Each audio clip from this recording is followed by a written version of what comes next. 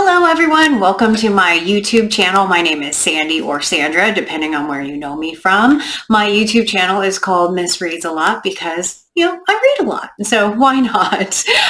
Today I am doing the Booktube newbie tag. I'm very excited to get started out here and just tell you a little bit more about me. So question number one, why did you start this channel? Honestly, just to have a bit of fun. I love reading. I love talking about books. I love making book recommendations. And frankly, I think my friends are tired of me talking for 30 minutes about the latest book I've read.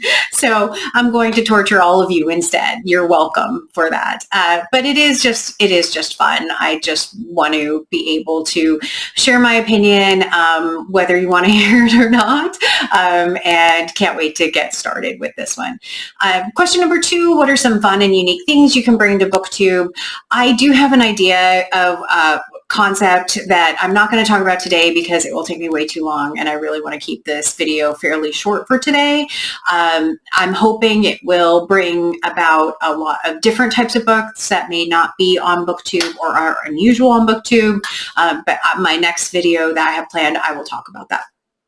Question number three, what am I most excited about for YouTube, about my channel? It's just having some fun. Like I said, I am not fortunate enough to be one of the YouTubers that are in grad school. I have work full time, and so this is just a hobby. I am super excited about just getting out there and seeing what kind of content I could create.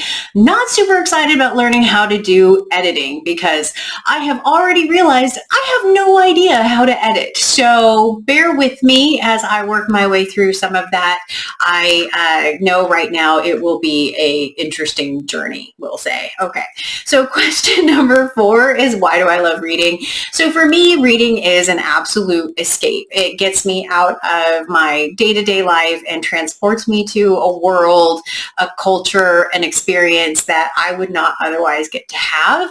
For me, when I read, I tend to have a very visual picture of the story in my head, and I tend to put myself in the perspective of the person telling the story or the main character of the story. It doesn't matter their gender identity. It doesn't matter their ethnicity. I just always tend to put myself in that.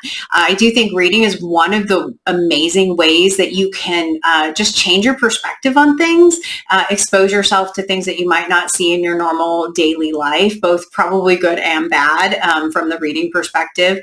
The other way you can do that is through travel. The more places you can visit, the more cultures you can see, the more expanded your sphere of influences.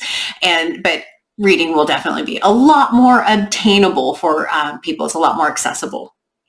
So question five is, what book or series got you into reading? And I have watched a number of Booktube newbie videos and saw Harry Potter referenced quite a bit. And I definitely like Harry Potter, but for me, I had to go back a bit farther. And so for me, it was really Agatha Christie. And in there, my favorite Agatha Christie novel is actually And Then There Were None. I remember reading this and thinking, I cannot figure out what the heck is going on. I have seen some reviews where people are complaining not complaining, but commenting on how they didn't like how the last chapter explains everything to you.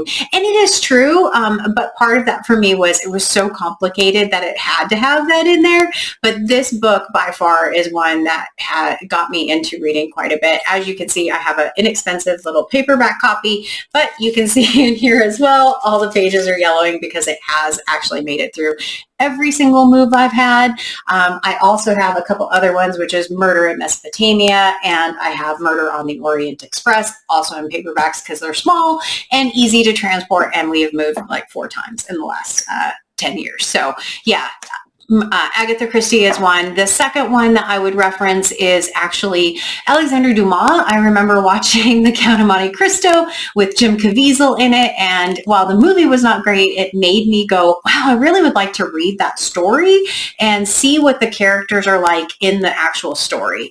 And so I did read that. I recently bought another copy of The Count of Monte Cristo, and I honestly don't remember it being this thick.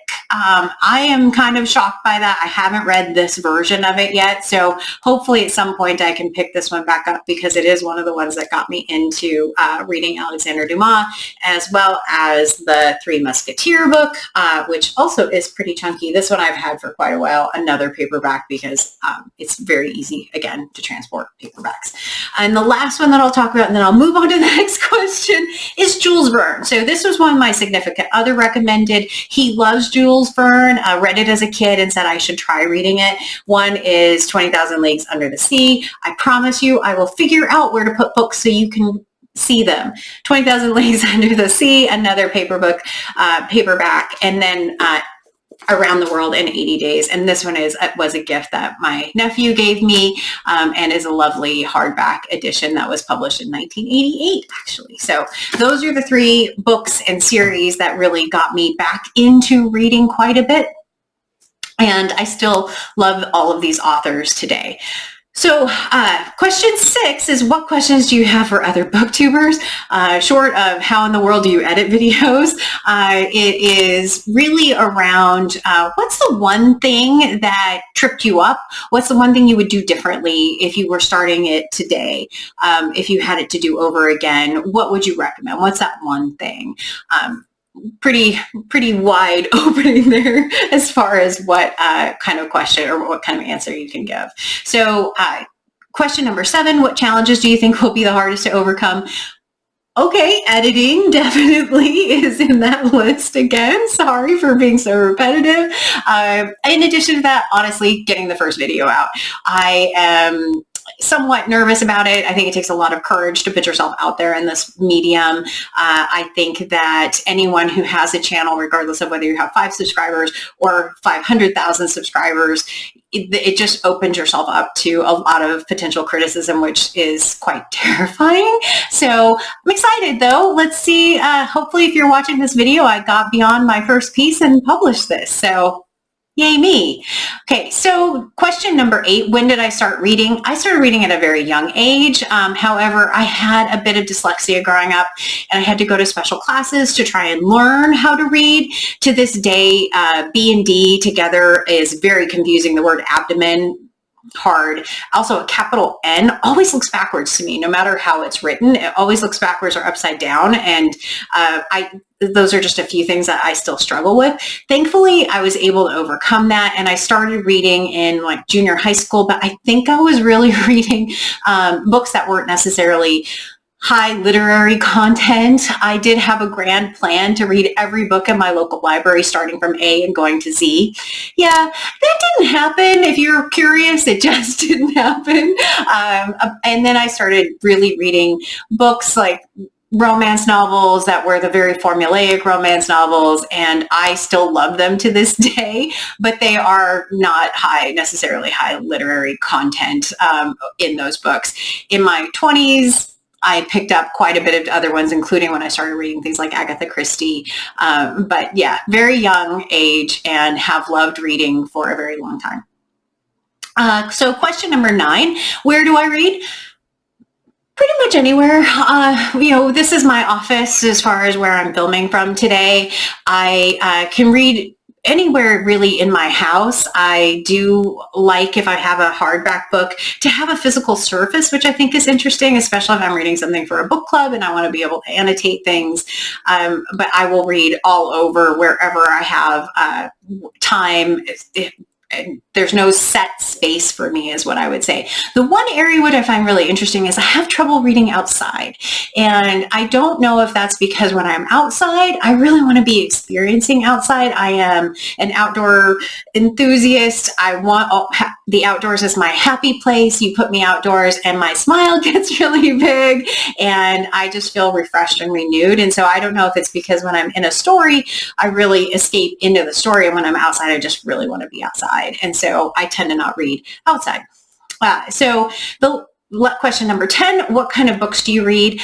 I do like a wide variety of books. I have a lot of classics, a lot of contemporary literature. I love a good romance, especially if you want to give me a recommendation for a good paranormal romance. I am down for a vampire romance Unbelievable. Yes, absolutely.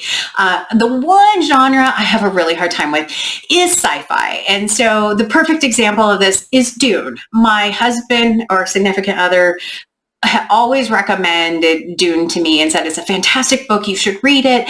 I have tried 3 different occasions to read that book and been unsuccessful.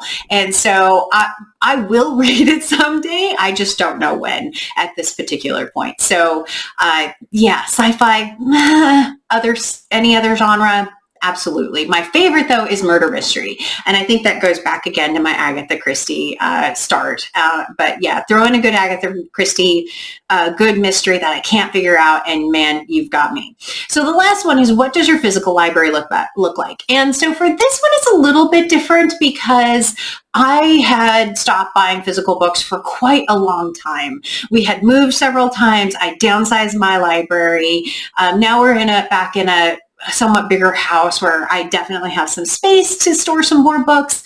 But what I found is that buying books was actually limiting my reading because I had trouble wanting to spend hundreds of dollars on books and feeling guilty about spending that much money on books.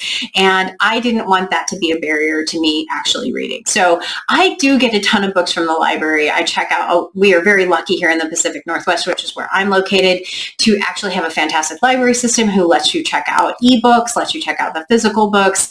Obviously, they're a library. That's kind of their job. But I didn't know you could check out an ebook from the library. So for me, that was a massive game changer. And my reading levels, number of books I read, quadrupled in a single year. I read 121 last year, 120 the year before that, and you can directly correlate that to being able to check out ebooks from the library. So I have started to slowly re-add books recently because of this channel, which is really kind of interesting. So a couple of the books I already showed you are from that. Some of these books that are here on this shelf, which I can't figure out which way to point, are also fairly recent purchases. By the way, that is a picture of me when I was 5, if you're curious. And that is actually the end of the questions. I'm sure I will be buying more books in the very near future because now that I've started, I am definitely like an addict and can't really stop now. I'm sorry. So hope you enjoyed this video. Hope you like and subscribe. Even if I only have 5 subscribers, it makes me super happy. And until next time, thanks everyone. Bye.